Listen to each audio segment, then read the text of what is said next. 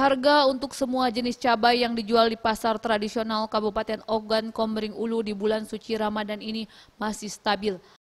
Malah menurut penjualnya agak menurun dibandingkan bulan sebelumnya. Khusus untuk cabai rawit sedikit mengalami penurunan, semula Rp57.000 per kilogram, saat ini hanya Rp47.000 per kilogram.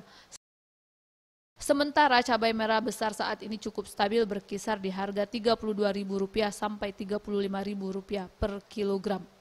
Budi, salah satu pedagang, mengaku stabilnya harga cabai tersebut akibat ketersediaan stok yang melimpah, baik dari dalam kota maupun yang datang dari luar kota Batu Raja. Menurut Budi, untuk stok cabai cukup hingga menjelang Lebaran nanti. Namun diperkirakan harga cabai tetap akan mengalami kenaikan seperti yang sudah menjelang Lebaran mengalami kenaikan. Cabai merah nih? Ini waktu sempat capai 37. Oh. 7.000 ya. Lalu rawit? Rawit nih pernah capai 50. Bagus Mihargo, Sriwijaya TV.